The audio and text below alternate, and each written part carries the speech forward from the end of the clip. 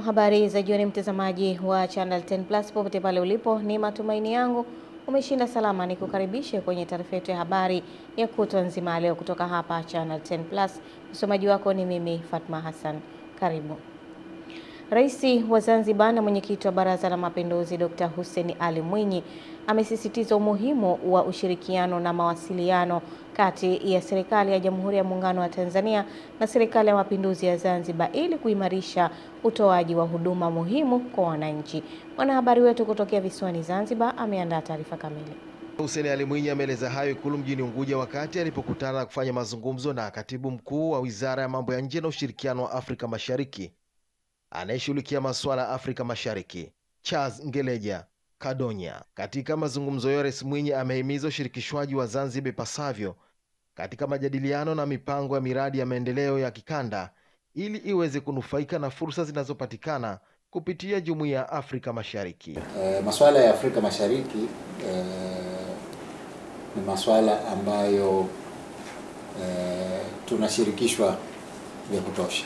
Naam, mheshimiwa. Mikutano yote ambayo wenzetu huwa wanahudhuria kunakuwa kuna nafasi ya Zanzibar. Sawa sawa. Tungependa hali hiyo iendelee. Naam. Na tuweze kuwa sehemu kubwa zaidi ya masuala yote yanayohusu Tanzania katika Afrika Mashariki. Na hayo, Rais Mwinyi ameelezea kuridhishwa na ushirikiano uliopo baina ya nchi wanachama Jumuiya ya Afrika Mashariki, pia akisisitiza umuhimu wa kuimarisha ushirikiano wa kikanda na kuleta manufaa zaidi kwa nchi wanachama na wananchi wake. Ushirikiano kati yetu, yani kwa maana ya ndani ya muungano wa Jamhuri ya Muungano, eneo hili la mambo ya nje na ushirikiano wa Afrika Mashariki ni eneo la muungano. Ndio. Kwa hiyo tunashukuru kwamba sasa hivi mawasiliano ya masuala ya muungano ni mazuri zaidi. Kwa upande wake, katibu mkuu Wizara ya Mambo ya Nje na Ushirikiano wa Afrika Mashariki, Charles Ngeleja Kadonya, amemhakikishia Rais Mwinyi kuwa ataendelea kuimarisha ushirikiano baina ya wizara hiyo na Serikali ya Mapinduzi ya Zanzibar. Mheshimiwa Rais, kama unavyojua, Wizara ya Mambo ya Nje ni sehemu ya wizara zetu 4 zinazoshughulikia masuala ya muungano. Ninaahidi Mheshimiwa Rais kuendeleza mahusiano mazuri yaliyopo kati ya wizara pamoja na Serikali ya Mapinduzi ya Zanzibar. Katibu mkuu Wizara ya Mambo ya Nje na Ushirikiano wa Afrika Mashariki amefika Ikulu kwa mazungumzo ya kikazi kufuatia uteuzi wake katika wadhifa wake mpya. Juma Kasim, Channel 10 Zanzibar. Asante Juma Kasim kutokea Zanzibar. Serikali imesema itaendelea kuweka mikakati ya kuhakikisha bunifu zinazozalishwa na Watanzania hazibaki katika hatua ya maonesho pekee, bali zinabadilika kuwa bidhaa na huduma zinazoweza kuingia sokoni na kuchangia maendeleo ya taifa. Kisa Mwipiana ana taarifa kamili. Hayo yameelezwa jijini Dar es Salaam na Waziri wa Elimu, Sayansi na Teknolojia Profesa Adolf Mkenda wakati akizungumza na waandishi wa habari kuelekea wiki ya elimu, ujuzi na ubunifu itakayofanyika mkoani Tanga mwezi ujao. Amesema mikakati ya kuzisaidia bunifu hizo inalenga kuziba pengo lililopo kati ya wabunifu wa soko, ambapo baadhi ya teknolojia zinazobuniwa nchini hushindwa kufikia walengwa kutokana na changamoto mbalimbali ikiwemo ukosefu wa mitaji. Ya wiki ya kitaifa ya elimu, ujuzi na ubunifu yanalenga kukutanisha wizara mbalimbali, mashirika, taasisi za elimu ya juu, taasisi za utafiti na maendeleo kwa ujumla, kwa lengo la kutoa taarifa, kujadili na kuazimia mikakati ya pamoja kuhusu mipango na masuala mbalimbali yanayotekelezwa na yanaendelea kutekelezwa na serikali. Akizungumzia maendeleo ya sekta ya sayansi na teknolojia, Profesa Mkenda amesema lengo la serikali ni kuhakikisha wabunifu wanapata msaada katika kila hatua, kuanzia kubuni, kuendeleza teknolojia hadi kufikia hatua ya kufanya biashara. Nimeona klipu moja ilikuwa inazunguka hapa karibuni na maswali yalikuwa yanaulizwa, jamani, hawa wabunifu wanaendelezwaje na serikali? Katika maonyesho haya tutaona bunifu mbalimbali. Na katika maonyesho ambayo tumekuwa tukiyafanya kuanzia 2019 zipo bidhaa. Kwa mfano, bidhaa inaitwa Avomero, mashine ya kukamua mafuta ya parachichi yalipitia MAKISATU. Ubunifu huu tayari umeshaingia sokoni na mashine inauzwa. Sasa serikali MAKISATU tunawaibua. Baada ya kuwaibua, tunakuja kupatia usaidizi wa kuendeleza, ikiwa ni pamoja kupatia mtaji kidogo, lakini pia usaidizi wa ufundi. Sasa baada ya hapo, kuna baadhi ya ubunifu inabidi siingie biashara kwenda sokoni. Kwa upande wake, katibu mkuu wa Wizara ya Elimu, Sayansi na Teknolojia Profesa Caroline Nombo amesema serikali inaendelea kuboresha sera ya taifa ya sayansi, teknolojia na ubunifu ili kuendana na mahitaji ya sasa. Kwa hiyo serikali imeandaa kabisa mwongozo mahususi ya namna ya kuhakikisha kwamba bidhaa na huduma na bunifu za ndani zinapewa kipaumbele. Serikali kupitia wizara yetu imeweka pia utaratibu wa njia anuai za kuweza kubaini teknolojia au bunifu mbalimbali huko ziliko.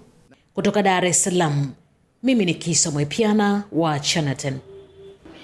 Wananchi zaidi ya 24,000 kutoka vijiji 6 vya wilaya ya Nyang'hwale mkoani Geita wameanza kunufaika na mradi wa maji safi wenye thamani ya shilingi milioni 984 ambao umeongeza upatikanaji wa huduma ya maji wilayani humo kwa 11%. Tupate taarifa kamili. Wakizungumzia mafanikio hayo, baadhi ya wakazi wa vijiji vinavyonufaika na mradi huo wamesema hapo awali walikuwa wakichangia maji na mifugo, lakini kwa sasa hali hiyo imebaki historia kutokana na upatikanaji wa maji safi na salama kupitia mradi huo. Rais wa Jamhuri ya Muungano wa Tanzania kwa kutuletea mradi huu mkubwa wa maji ambao ulikuwa ni changamoto kubwa sana, hasa hususan katika eneo hili. Akina mama wametujali sana, wametutua ndoo kichwani. Kamati ya siasa ya CCM wilaya Nyang'hwale imetembelea na kukagua maendeleo ya utekelezaji wa mradi huo. Meneja wa RUWASA wilaya Nyang'hwale mhandisi Susan Gogadi amesema mradi huo umeongeza upatikanaji wa maji kutoka 77% hadi 88%. Wananchi takribani 24,801 waishio katika vijiji vya Iseni, Nyangalamila, Kabiga, Nwiga, Kasubuya na Nyamikonze watanufaika na huduma ya maji safi na salama. Sisi kama serikali tutaendelea kuifanyia kazi na kuitolea matokeo, wananchi waone kabisa kwamba Mheshimiwa Rais anakusudia kweli kwa dhati kumtua ndoo mama kichwani. Baada ya ukaguzi huo, mwenyekiti wa CCM wilaya Nyang'hwale Alhaji Adam Tore amewataka wananchi kutunza na kulinda miundombinu ya mradi huo ili iweze kudumu na kuendelea kutoa huduma kwa kipindi kirefu. Tusiwe watu ambao sasa tuko mstari wa mbele kwenda kuharibu miundombinu. Unajua watu wanashawishika na vitu vidogo sana. Unaweza ukakuta, tunaona hata kwenye mabarabara, makarabati yanang'olewa, vitu vinang'olewa, geti kama ile unakuta halipo. Anayeathirika ni mwananchi wa kawaida.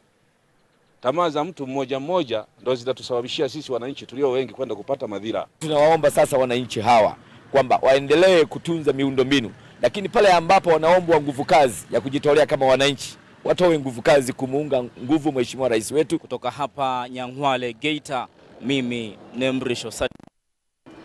Jeshi la Irani IRGC limetangaza mlango bahari wa Hormuz hauwezi kufunguliwa tena iwapo vitisho na kauli za vita bado zinatolewa na viongozi wa Marekani pamoja na kuingilia harakati za meli katika eneo hilo.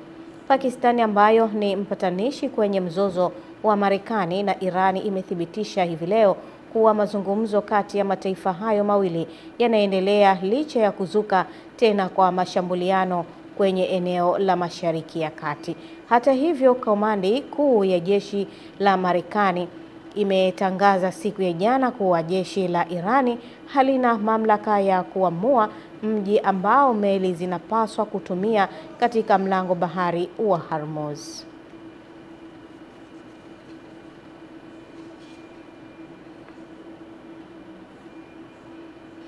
Na mtazamaji, tukiondoka huko Teherani, sasa turudi tena nchini Tanzania ambapo serikali kupitia Wizara ya Nishati imefungua dirisha la maombi ya ufadhili wa masomo kwa wanawake zaidi ya 15 watakaosomea shahada ya uzamili katika masuala ya nishati endelevu. Tupate taarifa zaidi.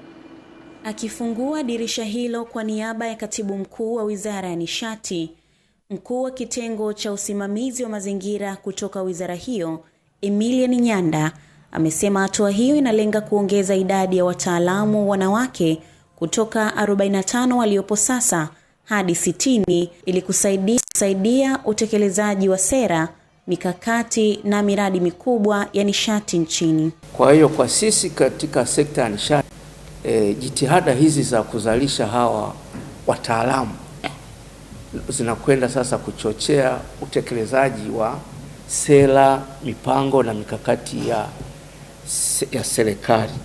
Kwa hiyo ni furaha yetu kwamba sasa wataalamu wanaongezeka. Kwa upande wake, meneja wa maendeleo ya shirika la maendeleo la Umoja wa Mataifa nchini Veronica Sigala amesema dirisha hilo sio tu linatoa ufadhili wa masomo pekee, bali linalenga kufungua fursa kwa wanawake na vijana kushiriki kikamilifu katika mapinduzi ya sekta ya nishati nchini.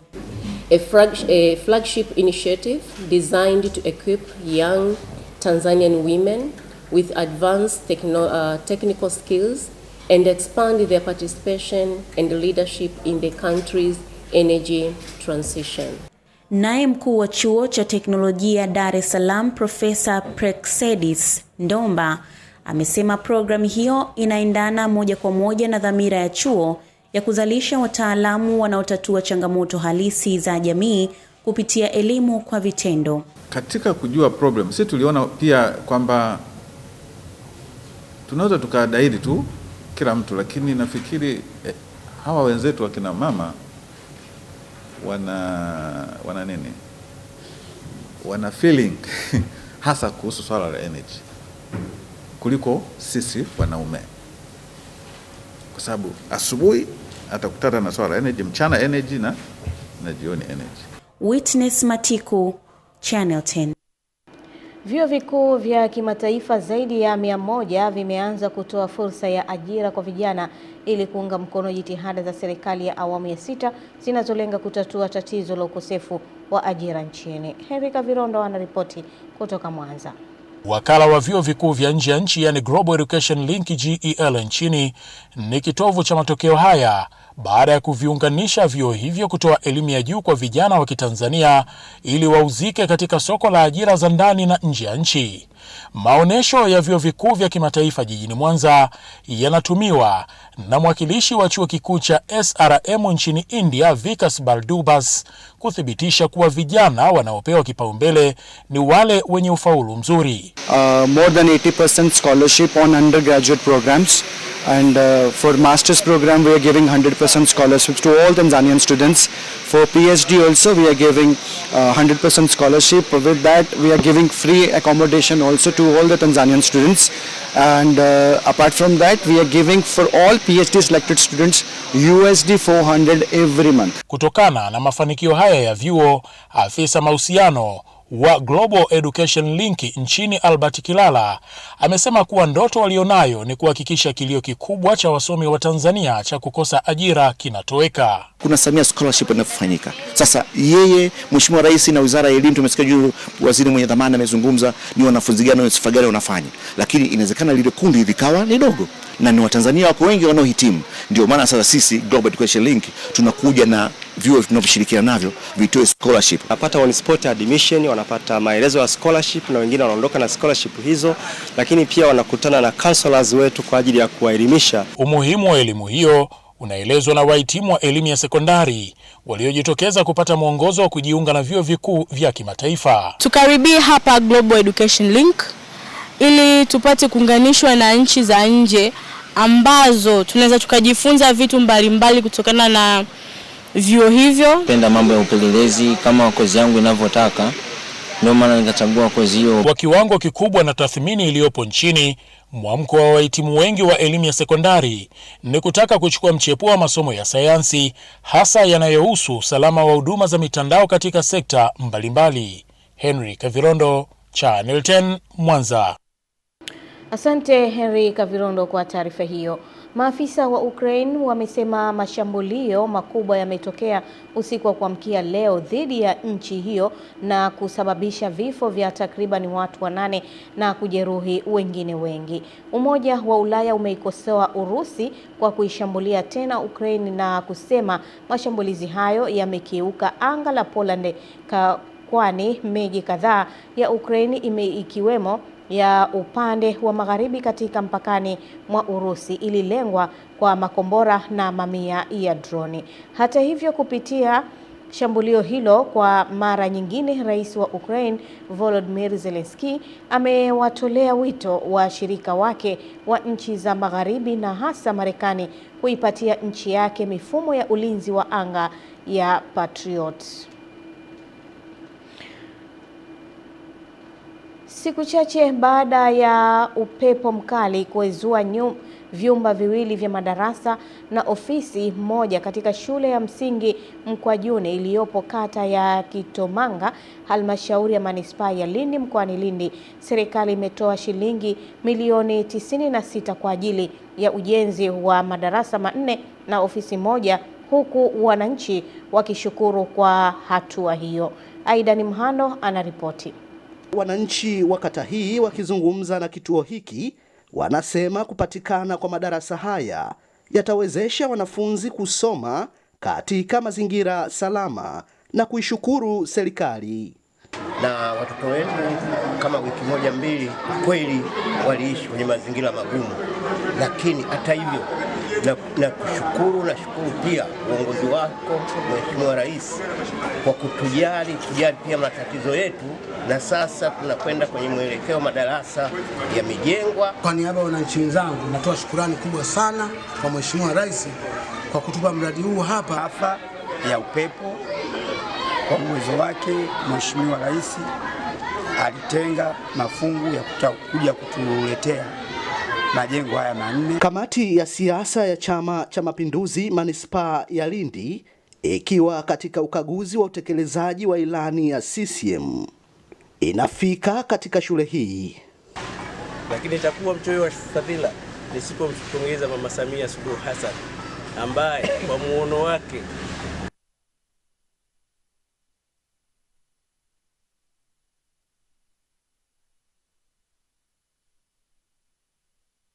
Na taarifa yetu ya habari, serikali imeahidi kuendelea kuboresha hatua kwa hatua kada ya watendaji kwa kuwa kada hiyo ina umuhimu mkubwa wa kuunganisha serikali na wananchi katika majukumu mbalimbali. Tupate taarifa kamili.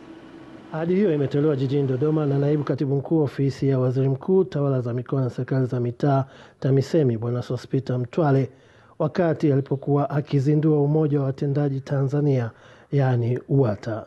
Sisi ofisi ya waziri mkuu, tawala za mikoa na serikali za mitaa, kwa kushirikiana na ofisi ya Rais, menejimenti ya utumishi wa umma na utawala bora, pamoja na waajiri wenu kwa maana ya mashauri, tutaendelea kutafuta namna bora ya kuboresha kada zenu pamoja na kutatua changamoto hizi na zingine zote ambazo mtaziwasilisha. Kwa upande wake, katibu wa umoja huo wa UWATA Bwana Franki Kalinga akawasilisha maombi kadhaa ya watendaji hao wa halmashauri. Tunaomba kuendelea kulinda hadhi ya kada ya watendaji kwa kuhakikisha mamlaka, mipaka ya majukumu na wajibu wa kila mdau vinaeleweka na kuheshimiwa kwa mujibu wa sheria. Aidha, tunaomba kuendelea kuimarishwa kwa misingi ya kutenganisha majukumu ya kiutumishi na shughuli za kisiasa, ili watendaji waendelee kutambulika na kuaminika kama watumishi wa umma wenye weledi, wasiokuwa na upendeleo wa kisiasa katika utekelezaji wa majukumu yao. Kutoka hapa Dodoma ni Kuringe Mongi. Naam, shukran sana Kuringe Mongi. Wananchi wa mitaa ya Bango na Nekai iliyopo katika halmashauri ya mji wa Handeni mkoani Tanga waliokuwa wakitembea umbali mrefu kufuata huduma za afya wameondokana na changamoto hiyo baada ya serikali kukamilisha ujenzi wa zahanati ya kisasa iliyoanza kwa nguvu za wananchi wa maeneo hayo. Kutoka Handeni, Ernest Mbezi anaripoti. Mama Samia wakiwa katika zoezi la uwekaji wa jiwe la msingi la ujenzi wa zahanati hiyo ambayo tayari imeshaanza kutoa huduma, baadhi ya wananchi hao wanaelezea adha iliyokuwa ikiwakabili hapo awali. Adha ilikuwa kubwa sana, walikufa mama 4 kwa ajili ya uzazi. Tukaenda kwa Dr. Fesari wa wilaya kuomba msaada kwamba wamama kule wanakufa kwa ajili ya kujifungua. Basi hakufanya vibaya, akaja akaita kikao. Baada ya kikao, wananchi wakaambiwa tujitolee mpaka ifike kwenye renta. Tukaanza kazi ya kujitolea na kuendelea na mpaka serikali itakapo ilivyotuunganisha. Kwa hiyo kawa nayo haikufanya ajizi ikamalizia pale ambapo sisi tumeishia. Baadhi ya viongozi wa mitaa hiyo wanaelezea manufaa ya mradi huo wa zahanati, huku mkurugenzi wa halmashauri ya mji wa Handeni Bi Mariam Ukwaju pamoja na mkuu wa wilaya Handeni Salum Nyamwese wakimshukuru Rais Mheshimiwa Dr. Samia Suluhu Hassan kwa ujenzi wa mradi huo na kutoa wito kwa wataalamu wa afya pamoja na wananchi. Kukamilika kwa zahanati hii kutaboresha upatikanaji wa huduma za afya karibu na wananchi zaidi ya 2146 wa mitaa ya Bangu na Ndekai. Tunamshukuru sana Mheshimiwa Rais. Ametuona sisi wana Handeni, ametuona wananchi wa Bangu, ameweza kuingiza fedha katika zahanati nyingi ikiwemo na hii zahanati ya Bangu. Tutoe huduma bora, tutoe huduma za viwango. Tusipoitunza zahanati yetu hii, isipodumu, tutakaopata shida ni sisi. Hatuwezi leo tumejenga zahanati hapa, tukasema tena kesho tunajenga zahanati pale, kesho kutwa tujenge zahanati pale.